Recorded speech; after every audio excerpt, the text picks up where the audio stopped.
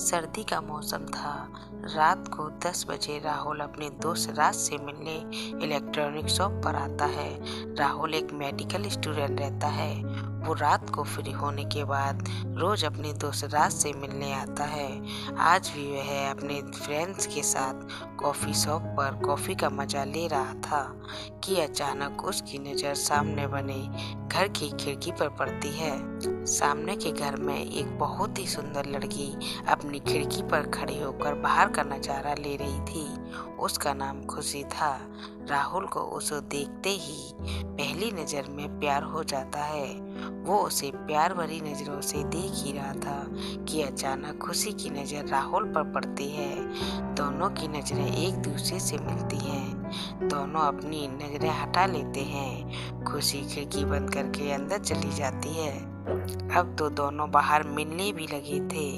दोनों एक दूसरे का बर्थडे मनाते, एक दूसरे से अपनी हर पर्सनल चीज़ शेयर करते। इस तरह 3 साल बीत जाते हैं। खुशी का अब ग्रेजुएशन कंप्लीट हो गया था। उसके घर वाले अब उसकी शादी करने के बारे में सोच रहे थे। खुशी के लिए कई रिश्ते भी आने लगे, जिसमें से कोई एक अच्छा रिश्ता देखकर खुशी की शादी कराना चाहते थे। रोते हुए यह बात खुशी राहुल को बताती तो वह भी घबरा जाता और खुशी से कहता, तुम परेशान ना हो, मैं अपने घर वालों को तुम्हारा हाथ मांगने भेजूंगा।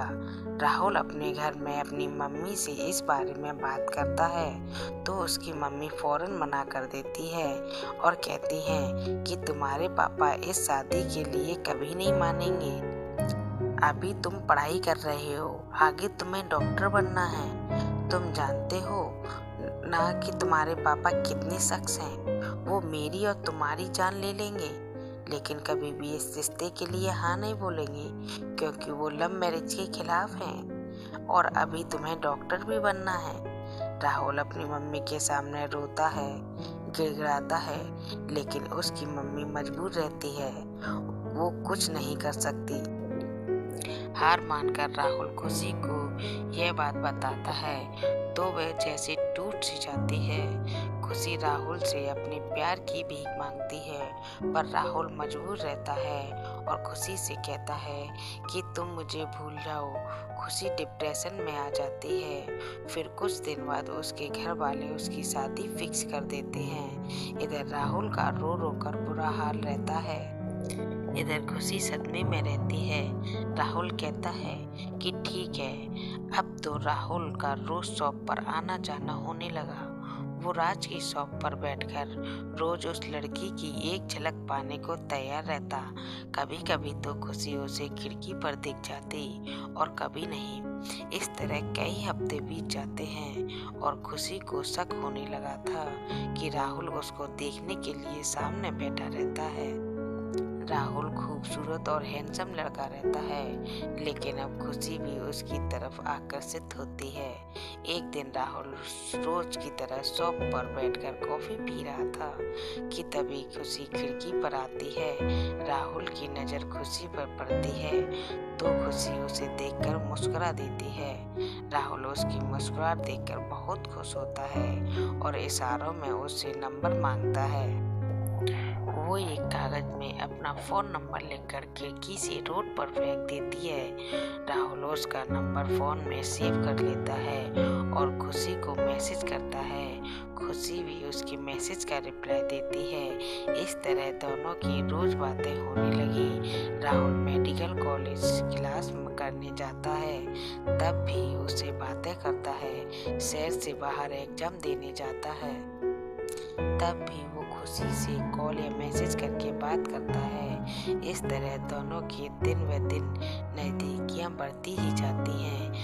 खुशी की शादी के कुछ ही हफ्ते बचे रहते हैं तो राहुल से कहता है कि कहो तो मैं तुम्हारे घर वालों से बात करूं। राहुल कहता है ठीक है, तुम कोशिश करके देख लो।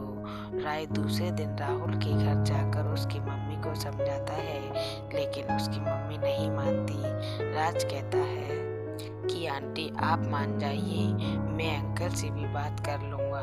लेकिन राहुल की मम्मी कहती हैं कि अच्छा होगा आज की इस बात को यहीं दबा दो, बाहर निकलेगी तो बदनामी और जिल्लत के अलावा कुछ हासिल नहीं होगा। कभी कभी कुछ चीज़ों का अधूरा रहना ही किस्मत में लिखा होता है, इसलिए मेरी मानो और चुपचाप यहाँ से चले जाओ। राज वहाँ से वापस चला जाता है और फिर रात में राहुल की उसकी शॉप पर जाता है। राहुल बेहद अफसोस में रहता है। राज उसे समझाता है कि तुम खुशी को भूल जाओ, लेकिन यह चीज जैसे उसकी जान निकल रही थी। उधर खुशी भी बहुत सदमे में रहती है और राहुल की कॉल का इंतजार करती है कि कब वो उससे कहेगा कि मैं तुम्हें अपने साथ ले जाऊंगा, लेकिन ऐसा कुछ नहीं होता।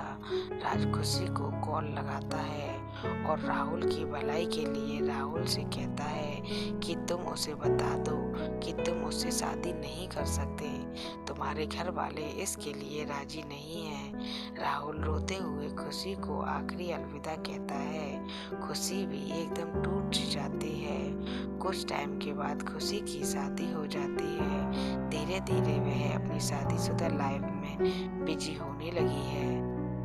खुशी का पति उसको बहुत चाहता है, इसलिए वो धीरे धीरे राहुल को भी भूलने लगती है। फिर उसके 2 बच्चे हो जाते हैं। इधर राहुल खुद को जैसे तैसे संभालता है और डॉक्टर बनने की तैयारी करता है, लेकिन खुशी की यादें आज भी उसके जहन से नहीं जाती। अब वो सैड सैड रहने लगता है। कभी कभी उसका सामना खुशी से हो जाता है तो उसके जख्म और ताजा हो जाते हैं। कई साल ऐसे ही गुजर जाते हैं। फिर राहुल एक सक्सेस डॉक्टर बन जाता है और लोगों का ट्रीटमेंट करने लगता है।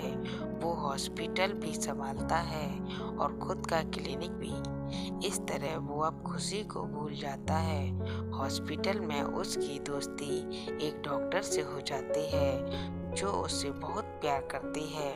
वो राहुल को शादी के लिए प्रपोज करती है तो राहुल अपनी दोस्त से शादी करने के लिए मान जाता है।